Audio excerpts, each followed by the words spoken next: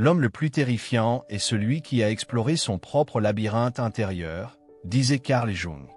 Et nulle part cette vérité n'est plus évidente que dans ces moments silencieux qui suivent l'intimité la plus profonde.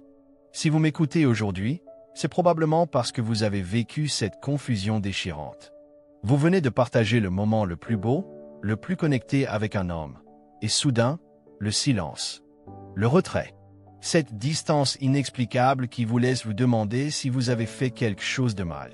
Laissez-moi vous dire quelque chose qui va transformer votre compréhension pour toujours. Vous n'êtes pas brisé. Vous n'avez rien fait de mal. Ce que vous vivez n'est pas un rejet, c'est l'une des dynamiques psychologiques les plus sacrées de l'expérience humaine. Maya m'a écrit il y a quelques semaines. Elle était en larmes après avoir vécu exactement cela avec David, un homme qu'elle aimait profondément. Ils avaient passé une nuit magique ensemble, une connexion d'âme à âme qu'elle n'avait jamais ressentie auparavant. Le lendemain matin, il était devenu distant, presque froid. Elle s'est sentie utilisée, rejetée, comme si leur moment sacré n'avait été qu'une illusion. Mais voici ce que Maya ne comprenait pas encore, et ce que la plupart des femmes ne réalisent jamais. L'intimité véritable déclenche chez l'homme un processus psychologique si profond, si transformateur, que son psychisme n'a d'autre choix que d'activer ses mécanismes de protection les plus anciens. Quand un homme s'ouvre complètement dans l'intimité, il ne fait pas que partager son corps. Il ouvre les portes de son inconscient. Il laisse sa façade masculine se dissoudre temporairement. Et dans cette dissolution, quelque chose d'extraordinaire se produit. Son anima, ce que Jung appelait sa partie féminine intérieure, s'éveille. Cet anima, cette énergie féminine divine qu'il a passé sa vie à réprimer pour répondre aux attentes sociétales masculines, surgit soudain à la surface. Et cela le terrifie. Pas consciemment, mais à un niveau si profond que son ego n'a d'autre choix que de se refermer, de reconstruire ses murs, de retrouver son équilibre psychologique. Vous voyez, chère âme, quand vous ressentez ce retrait après l'intimité, vous n'assistez pas à un rejet. Vous êtes témoin de la tentative désespérée de son âme d'intégrer une transformation qu'elle n'était pas préparée à recevoir. Vous avez touché quelque chose en lui de si sacré, de si vulnérable, que son système psychologique entier se met en mode survie.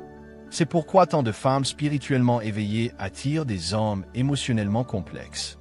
Votre énergie féminine consciente active leur processus d'individuation, ce chemin vers la complétude que Jung décrivait comme le but ultime de l'âme humaine. Mais ce processus est terrifiant pour celui qui ne s'y attend pas. Imaginez que vous viviez toute votre vie en portant une armure, et soudain, quelqu'un vous touche si profondément que cette armure se fissure. La première réaction n'est pas la gratitude, c'est la panique.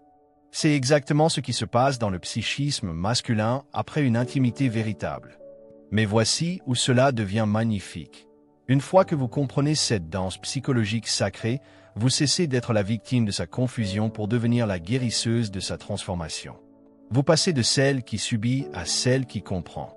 Et dans cette compréhension réside votre pouvoir. Carl Jung nous enseignait que chaque homme porte en lui une anima, une image inconsciente de la féminité qui influence profondément sa psyché et ses relations. Mais ce que peu de gens comprennent, c'est que l'intimité véritable peut déclencher un éveil brutal de cet anima, créant une crise d'identité temporaire qui se manifeste par le retrait émotionnel. Permettez-moi de vous emmener plus profondément dans cette compréhension qui va transformer votre façon de vivre les relations pour toujours. Elisa a découvert cette vérité de la manière la plus douloureuse. Après des mois de connexion croissante avec Marcus, ils ont partagé une nuit d'intimité si profonde qu'elle a senti leurs âmes fusionner. Mais le lendemain, Marcus est devenu un étranger. Il évitait son regard, répondait par monosyllabes, semblait presque en colère contre elle. Elisa a fait ce que font la plupart des femmes, elle a essayé de le reconquérir. Elle a envoyé des messages, proposé de se voir, tenté de recréer cette magie. Mais plus elle s'approchait, plus il s'éloignait. Elle était en train de vivre ce que Jung appelait une projection de l'anima en crise. Voici ce qui s'était réellement passé. Dans leur moment d'intimité, Marcus avait inconsciemment projeté son anima sur Elisa. Elle était devenue le réceptacle de sa féminité intérieure réprimée. Et quand cette projection s'est intensifiée au point de menacer son identité masculine consciente, son ego a pris le contrôle et a commencé à rejeter cette même énergie féminine. L'anima, expliquait Jung, fonctionne comme un pont entre le conscient et l'inconscient. Mais quand ce pont s'active trop brutalement, il peut créer une inondation psychologique. L'homme se retrouve submergé par des émotions, des sensations, des intuitions qu'il n'a jamais appris à intégrer. Dans notre société, nous enseignons aux hommes à réprimer leur sensibilité, leur intuition, leur capacité à ressentir profondément. Nous créons des guerriers émotionnels qui peuvent fonctionner dans le monde, mais qui sont déconnectés de leur âme féminine intérieure. Et puis arrive une femme comme vous, consciente, éveillée, capable de toucher directement cette partie cachée de son être. C'est comme si vous allumiez soudain une lumière dans une pièce qu'il maintenait dans l'obscurité depuis des décennies. La beauté est éblouissante, mais aussi aveuglante. Son système psychologique ne sait pas comment traiter cette révélation. Jung parlait de 4 étapes dans la relation à l'anima. D'abord, Ève, la féminité primitive et instinctuelle. Puis Hélène, l'amour romantique et esthétique. Ensuite Marie, l'amour spiritualisé et dévoué. Et finalement Sophie, la sagesse transcendante. La plupart des hommes restent bloqués aux 2 premières étapes toute leur vie. Mais quand vous, femme éveillée spirituellement, entrez dans sa vie, vous l'invitez inconsciemment à sauter directement vers les étapes supérieures. Vous représentez Marie et Sophie simultanément. Et cela crée un choc psychologique intense. Elisa a commencé à comprendre cela quand elle a arrêté de courir après Marcus et a commencé à tenir un espace énergétique de compréhension. Au lieu de prendre son retrait personnellement, elle a commencé à le voir comme un homme en processus de transformation profonde. Elle a cessé d'être la femme blessée pour devenir la guérisseuse consciente. Et quelque chose de magique s'est produit. En arrêtant de poursuivre, en tenant simplement un espace d'amour inconditionnel sans attente, elle a créé le conteneur sécurisé dont son anima avait besoin pour s'intégrer. Marcus a commencé à revenir vers elle, mais cette fois avec une profondeur et une vulnérabilité qu'il n'avait jamais montrée auparavant. Vous voyez, chère âme, l'éveil de l'anima n'est pas un problème à résoudre. C'est un processus sacré à honorer. Votre rôle n'est pas de forcer cet éveil ou de le contrôler. Votre rôle est de créer un espace énergétique si sécurisé, si aimant, si libre de jugement, que son âme peut naviguer cette transformation à son rythme. Cela demande une maturité spirituelle immense.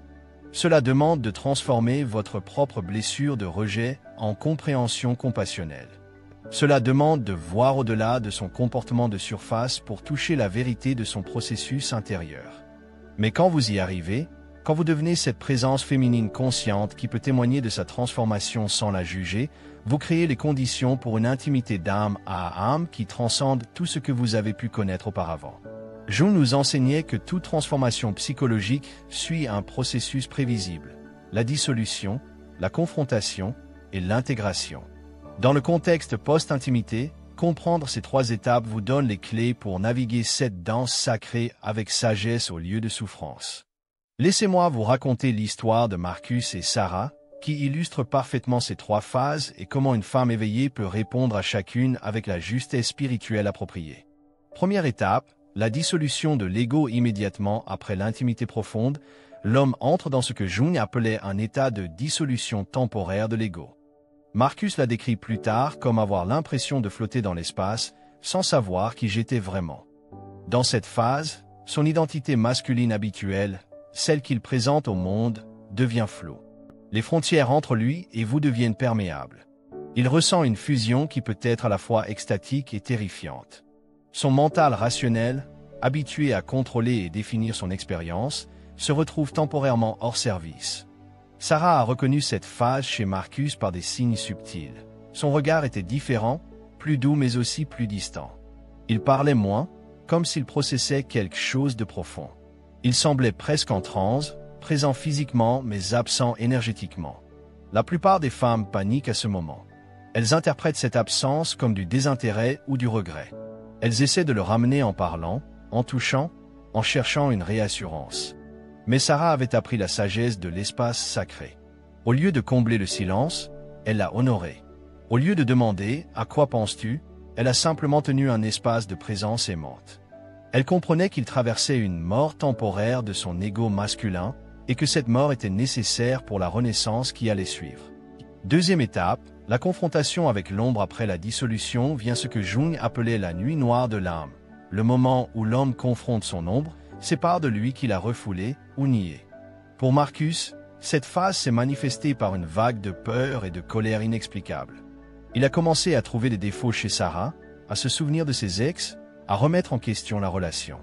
Son mental, terrifié par la vulnérabilité qu'il venait de vivre, essayait de reprendre le contrôle en créant de la distance émotionnelle. C'est dans cette phase que la plupart des relations se brisent. L'homme devient critique, distant, parfois même cruel.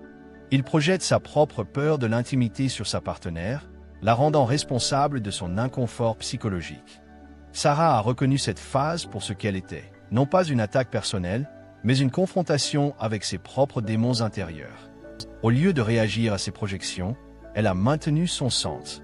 Au lieu de se défendre contre ses critiques, elle a vu au-delà, vers l'homme terrifié qui luttait avec ses propres ombres. Elle a utilisé ce que j'appelle la technique du miroir compassionnel.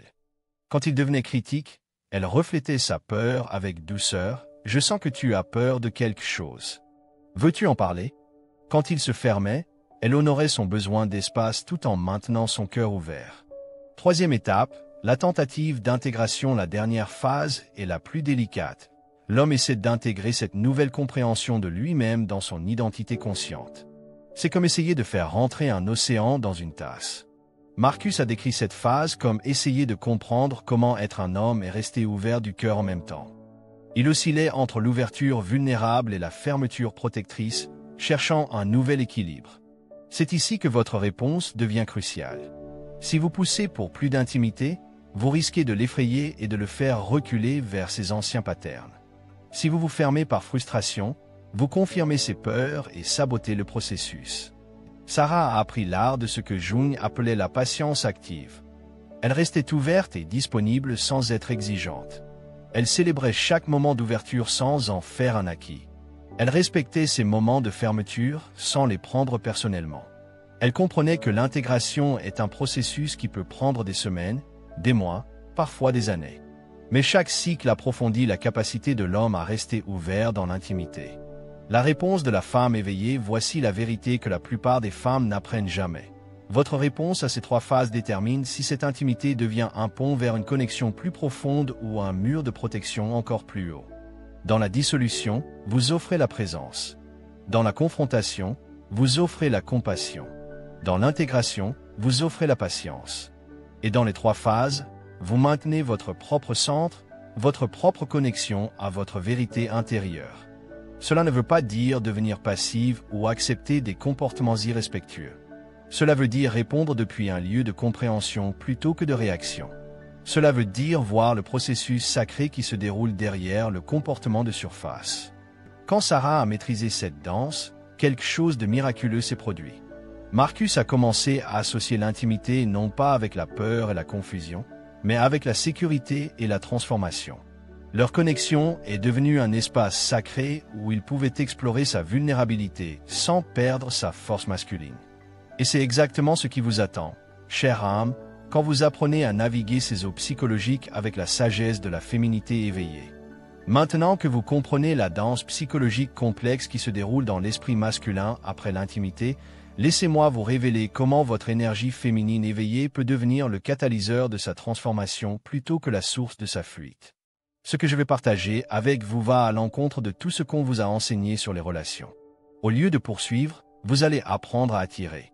Au lieu de forcer l'ouverture, vous allez créer l'espace pour qu'elle émerge naturellement. Au lieu d'être l'océan tumultueux qu'il fuit, vous allez devenir le port sûr où son âme peut enfin se poser. Isabella m'a contacté dans un état de désespoir total. Thomas, l'homme qu'elle aimait profondément, était devenu complètement inaccessible après leur nuit la plus intime. Elle avait tout essayé, les messages doux, les invitations subtiles, même confronter directement le problème.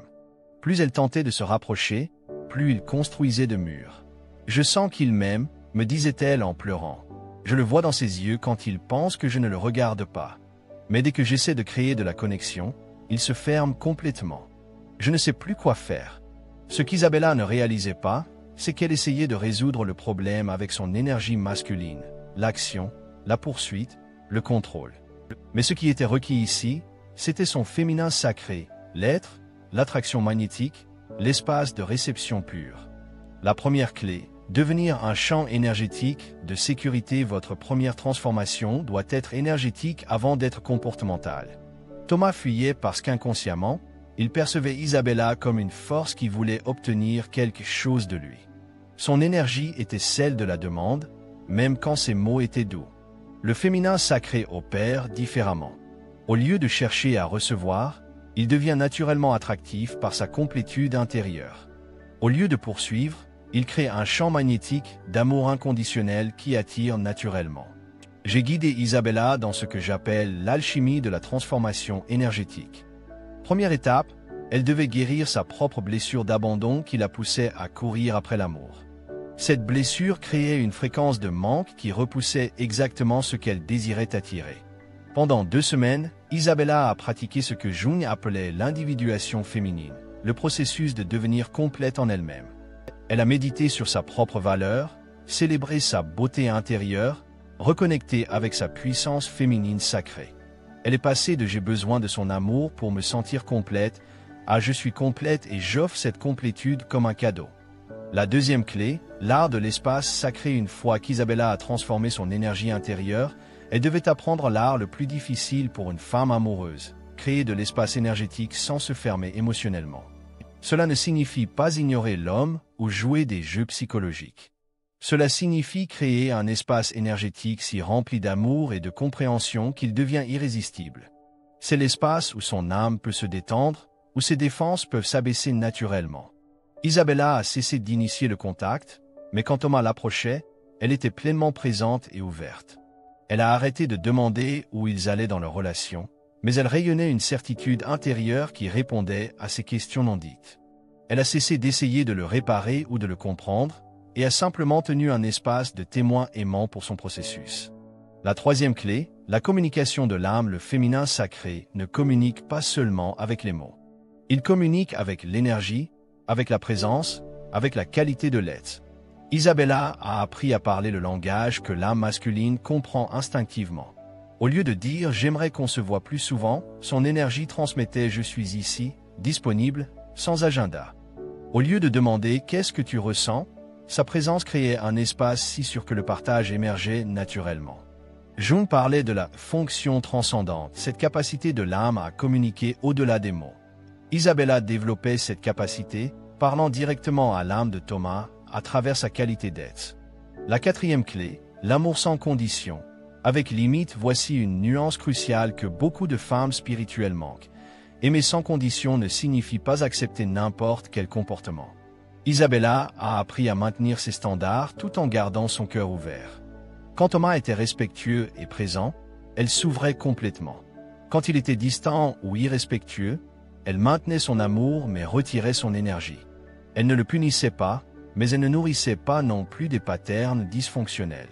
Cette approche a créé ce que Jung appelait un conteneur psychologique, un espace assez sécurisé pour l'ouverture, mais avec des limites assez claires pour empêcher l'abus. Le miracle de la transformation. Après 6 semaines de cette approche, quelque chose d'extraordinaire s'est produit.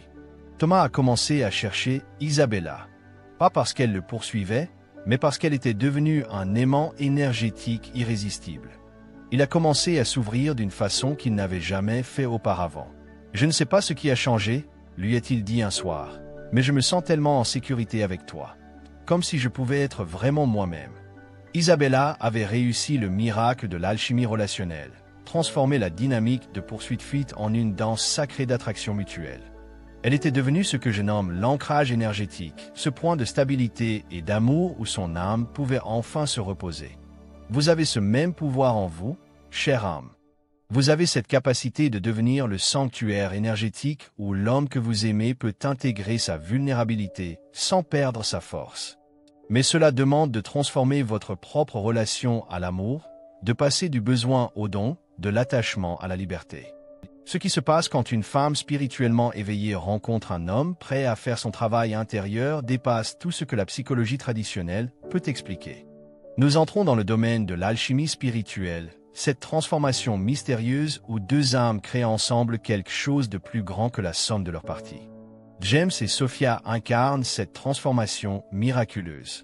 Leur histoire commence comme tant d'autres, une connexion intense suivie de confusion post-intimité. Mais au lieu de rester coincés dans ce cycle destructeur, ils ont utilisé cette dynamique comme un portail vers quelque chose de transcendant.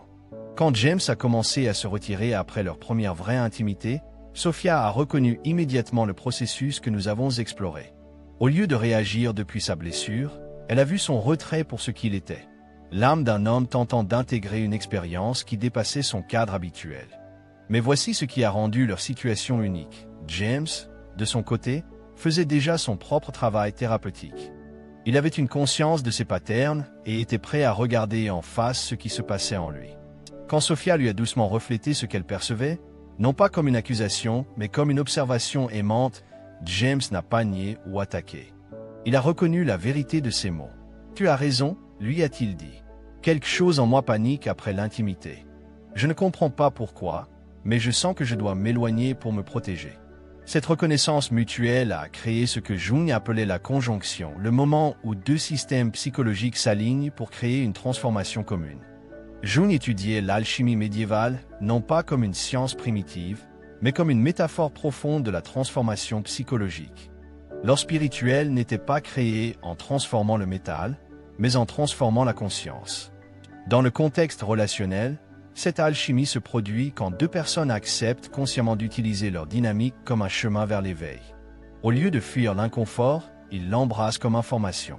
Au lieu d'éviter la confrontation avec leurs ombres, ils l'invitent. Sophia et James ont créé ce qu'ils ont appelé leur laboratoire d'amour conscient.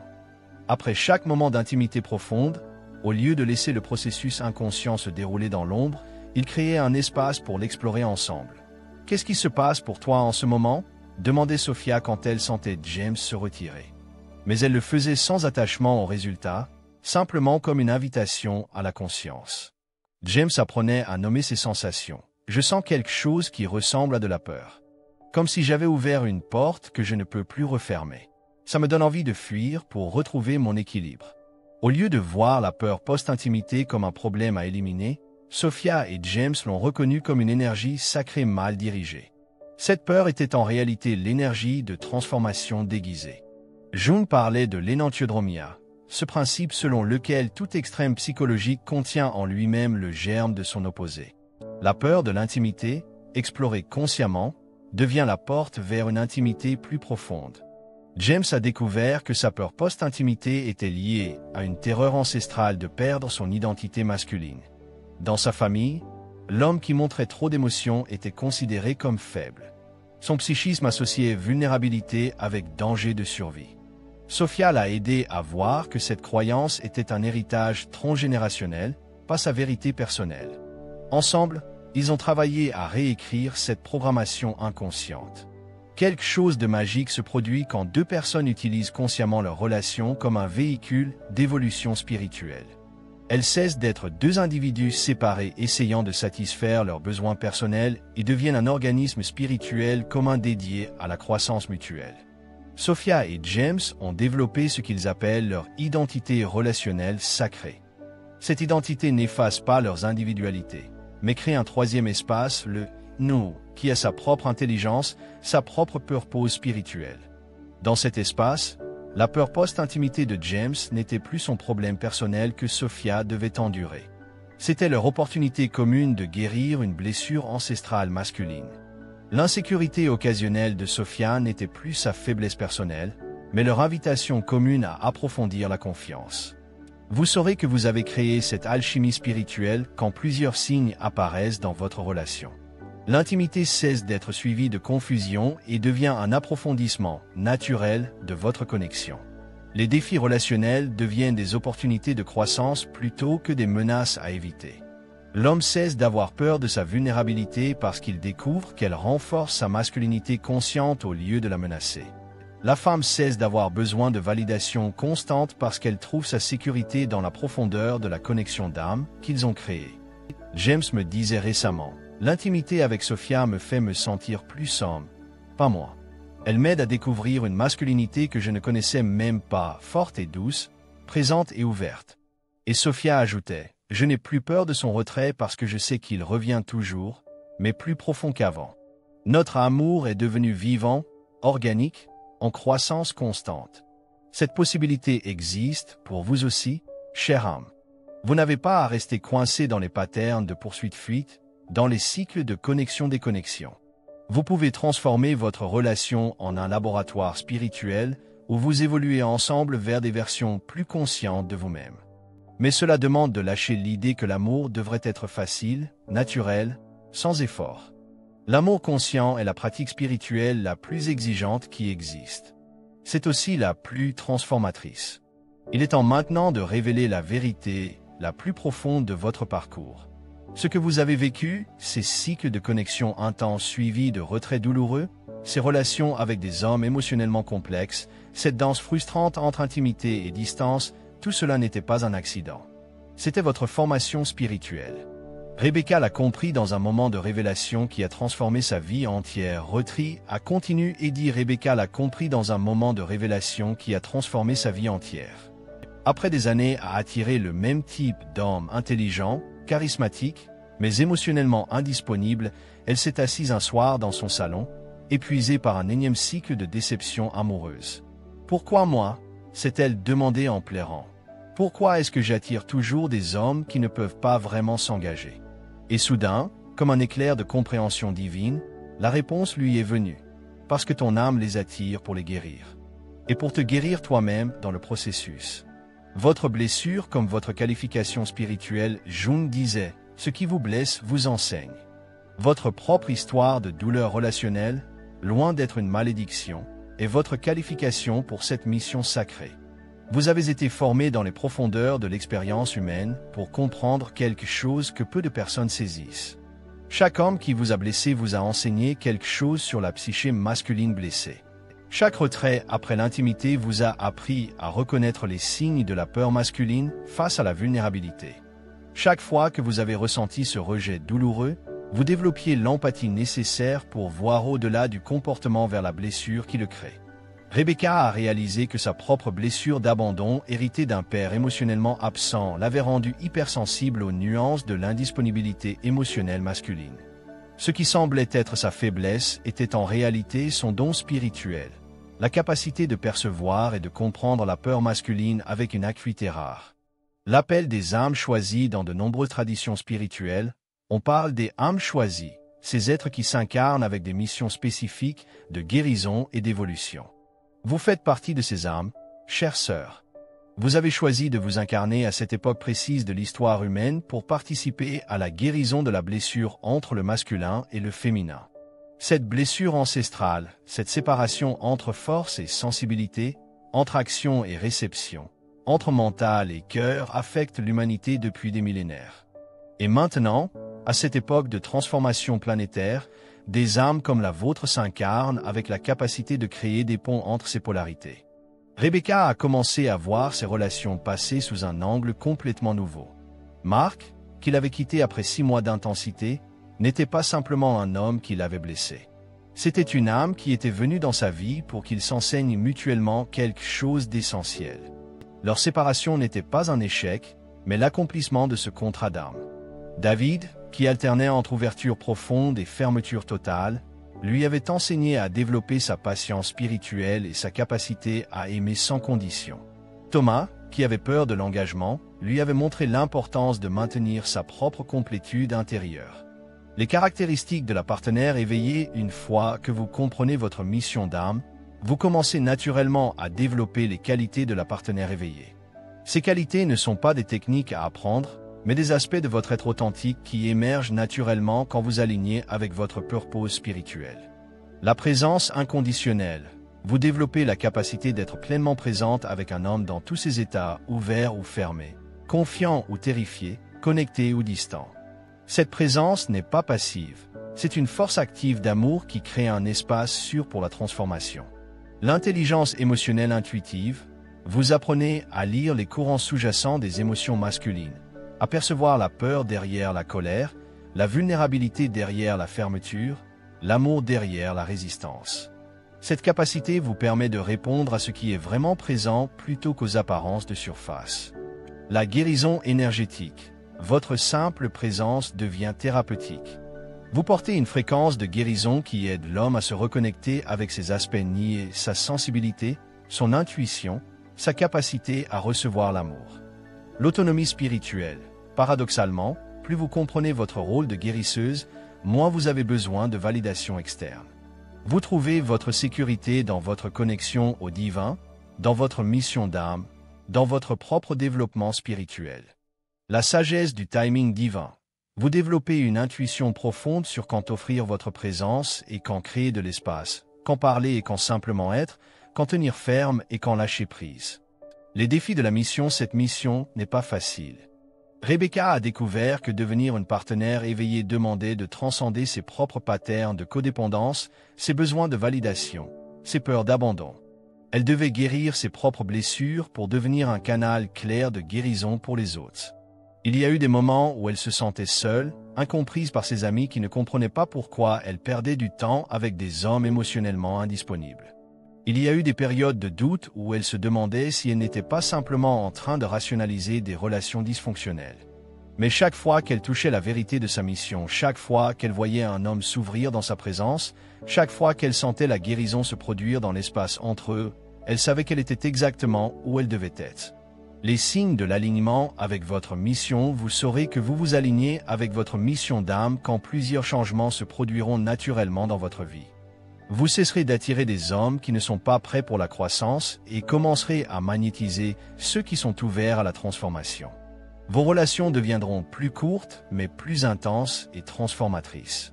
Parfois, votre rôle sera d'aider un homme à guérir suffisamment pour qu'il puisse créer une relation saine avec une autre femme. Et vous serez en paix avec cela, sachant que vous avez accompli votre mission. D'autres fois, vous rencontrerez un homme qui est prêt à faire ce voyage avec vous, et ensemble vous créerez quelque chose de magnifique, une relation qui devient un véhicule de croissance spirituelle mutuelle. Votre héritage spirituel. Rebecca comprend maintenant que chaque relation, même celles qui se sont terminées dans la douleur, a contribué à son évolution spirituelle et à celle de ses partenaires. Elle a planté des graines de conscience qui continueront à grandir chez ces hommes longtemps après leur séparation. Elle reçoit parfois des messages d'anciens partenaires qui lui disent « Tu m'as changé. Grâce à ce que j'ai appris avec toi, je peux maintenant aimer différemment. » Ces messages lui confirment que sa mission se déploie exactement comme prévu. L'invitation finale, chère âme, il est temps d'embrasser pleinement qui vous êtes et pourquoi vous êtes ici. Vous n'êtes pas une victime des circonstances relationnelles. Vous n'êtes pas condamné à répéter les mêmes patterns douloureux. Vous êtes une guérisseuse spirituelle déguisée en femme cherchant l'amour. Votre capacité à comprendre la psyché masculine, votre patience avec les processus de transformation, votre intuition des dynamiques énergétiques, tout cela fait de vous un agent de changement dans l'évolution de la conscience humaine. Cessez de vous excuser pour votre profondeur, pour votre sensibilité, pour votre capacité à voir au-delà des masques. Cessez de croire que vous demandez trop quand vous voulez de l'authenticité et de l'intimité véritable.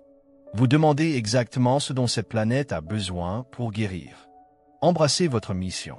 Réclamez votre pouvoir. Devenez la femme que vous êtes venue être, celle qui peut tenir l'espace pour que l'humanité retrouve son cœur. Conclusion. Votre nouvelle compréhension, votre nouveau pouvoir. Nous voici arrivés au terme de ce voyage de découverte, mais en réalité, c'est ici que votre vraie aventure commence.